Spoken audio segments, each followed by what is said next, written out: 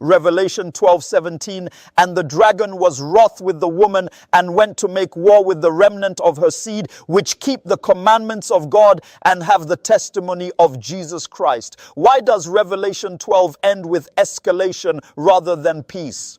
Beloved brothers and sisters, Revelation 12 now reaches its most dangerous and revealing moment. The dragon has failed at every stage of the conflict. He failed to destroy the woman. He failed to devour the child. He failed to silence heaven. He failed to drown the truth through deception. And he failed to eliminate God's people through persecution. Now, Revelation 12:17 opens with one of the most chilling statements in Scripture.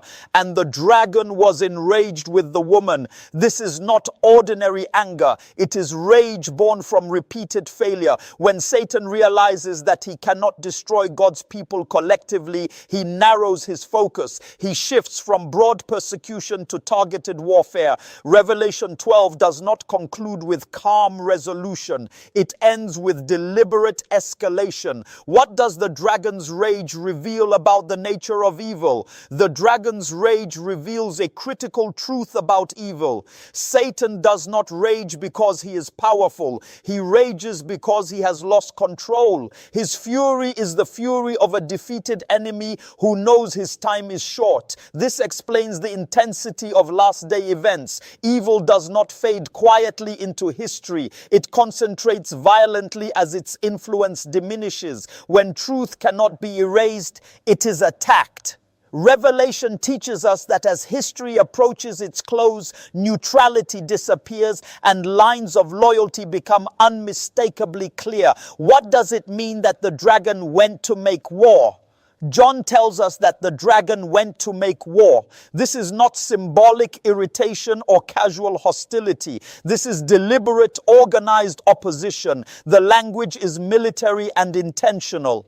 Satan prepares a final campaign. This war is not fought with weapons alone, but through laws, systems of worship, economic pressure, deception, and coercion. The battlefield is the human conscience. The weapon is authority. The objective is allegiance. This verse explains why Revelation 13 follows immediately after Revelation 12. Chapter 12 reveals the enemy. Chapter 13 reveals his methods. Who are the remnant and why are they targeted? The dragon directs his war against the rest of her offspring. The word remnant does not describe a new movement or a different people. It describes what remains after pressure, persecution, and compromise have done their worst. These are not perfect people, but faithful people. The remnant is the continuation of the woman seen throughout Revelation 12. The same covenant people preserved through history now appear at the end of time. God has not changed his people. Time has changed the intensity of the pressure they face. Why is obedience to God's commandments a mark of the remnant? The remnant are described as those who keep the commandments of God. This obedience is not legalism, it is loyalty. Obedience here is not a means of salvation, but evidence of allegiance. In the final conflict, obedience becomes controversial. What once seemed ordinary becomes criminal. God's law becomes the dividing line between divine authority and human authority, between truth and tradition. This prepares the reader for the Sabbath-centered conflict revealed later in Revelation. The commandments do not save the remnant, they identify them. What does it mean to have the testimony of Jesus? The remnant are also described as those who have the testimony of Jesus. Revelation later defines this as the spirit of prophecy. This does not replace scripture, it confirms it. It does not elevate human voices, it points consistently to Christ. The remnant are not driven by private interpretation or personal authority. They are guided by the Spirit through the Word. Truth is not reinvented in the last days. It is restored. This balance between obedience and testimony protects the remnant from fanaticism on one side and compromise on the other. Why does Satan specifically target the remnant? Satan does not attack everyone equally. He attacks those who threaten his claims. The remnant expose his lies not primarily primarily through argument, but through their lives. Their obedience declares that God's law is just. Their faith declares that God's grace is sufficient. The remnant do not defeat Satan by force, numbers, or influence. They defeat him by loyalty. This is why the final conflict is unavoidable for God's faithful people. Faithfulness itself becomes confrontation.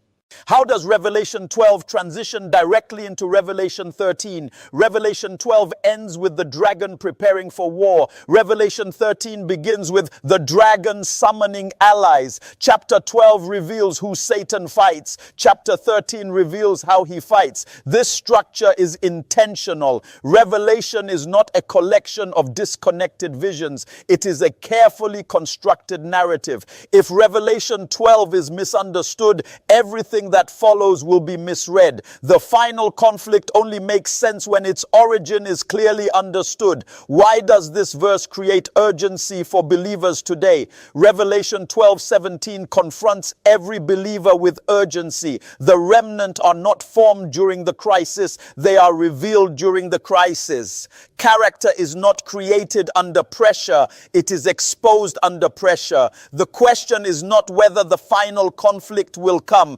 The question is whether loyalty has already been settled before the pressure intensifies. Delay is itself a decision. Why can God's people face the final conflict with confidence? The dragon makes war, but he will lose. Revelation has already revealed the outcome. The remnant stand not because they are strong, but because God is faithful. The same God who preserved his people in the wilderness will deliver them at the end. Satan's rage signals not his victory, but his defeat. Why must the choice of loyalty be made before the war peaks? Conclusion. Revelation 12 ends without immediate resolution because the resolution unfolds in the remaining chapters of the book. This final verse is not meant to inspire fear, but faithfulness. The dragon has chosen his side. The remnant must choose theirs. And that choice must be made before the war reaches its climax.